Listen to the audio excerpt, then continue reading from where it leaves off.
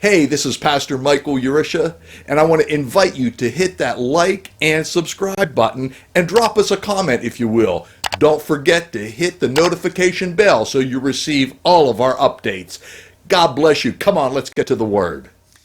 Now, in the first century, specifically after 70 AD when Jerusalem was sacked, all biblical prophecies stopped. Although there are still many prophecies within this book that still need to be fulfilled. A lot of them. There's a whole lot of them that still need to be fulfilled. So in nearly 2,000 years, there was nothing. So we have to ask why. That is what's known as a prophetic pause. Somebody say prophetic pause. That what starts and stops the prophetic clock. It's Israel. In 70 AD, the Jews were scattered throughout the world, and the land of Israel became a wasteland. Mark Twain, who was a newspaper reporter, was a news reporter, used to travel around and do different stories. He traveled through Israel, or what was then called Palestine, back in the mid-1800s. And he said that in that land, a cactus who was a friend of the desert could not even be found in Israel or Palestine. There was nothing there. Nothing. It was desolate. But then in 1917, we had the Balfour Declaration.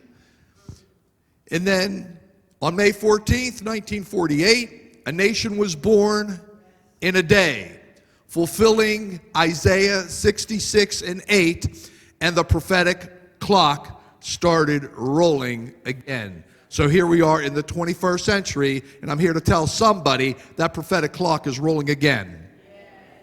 So that's why today, listen, church, we are that generation that Jesus spoke about. He said in that generation, he put a time frame in the time when his second coming was going to happen. He said it's going to be in that generation. We are that generation. That's why we are witnessing the alignment of the nations for the battle of Gog and Magog in Ezekiel 38 and 39. We see Persia, we see Russia, we see Syria. We see all these nations beginning to come, and all of them have one thing in common, is that they despise the Jews. The 10 toes are beginning to formulate.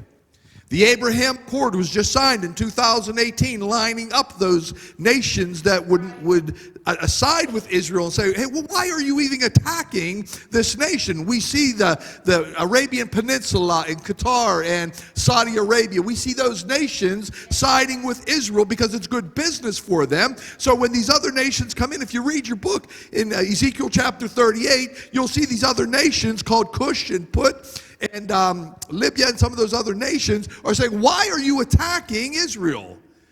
Right now they have an accord with Israel. So all the parts are being put in place. The talk of a one world government right now, the new world order. You know, we were censored off of YouTube about a year ago because we mentioned the New World Order, and they flagged us and said this is a conspiracy theory. But now you have politicians, worldwide politicians, using the same exact verbiage. Does somebody in this house hear me this morning? But yet now it's not conspiracy theory. I'm telling you, the New World Order is right on the horizon.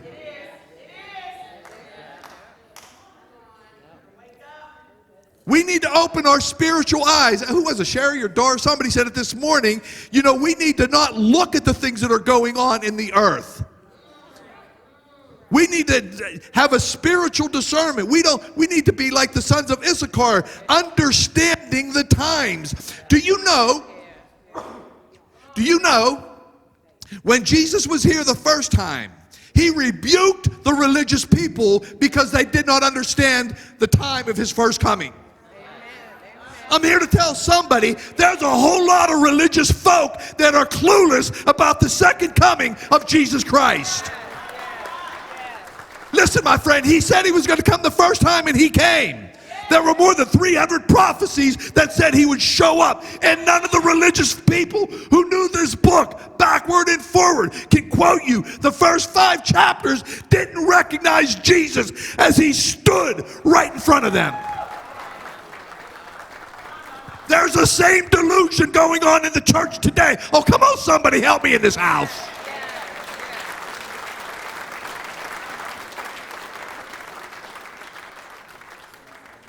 He's coming.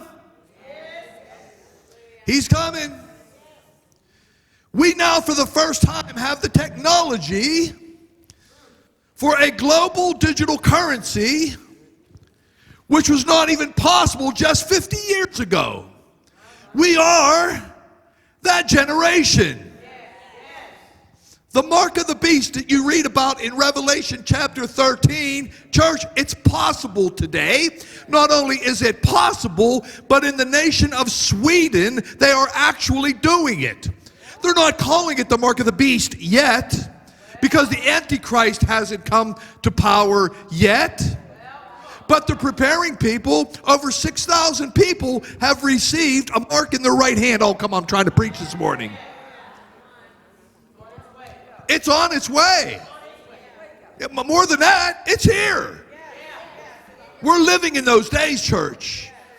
We also see major deception in the evangelical church, and many are aligning themselves with Chrislam. Now, we've talked about Chrislam a lot here. It's about the building of a one world church, the mixing of Christianity and Islam. Honey, hear me when I tell you.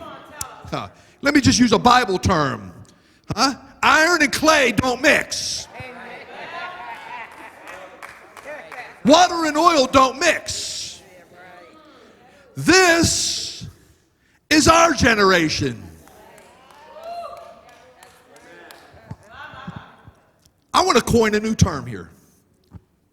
You know, you have the baby boomers, the X generation, the Z, the millennials. We are the return generation. Come on, somebody.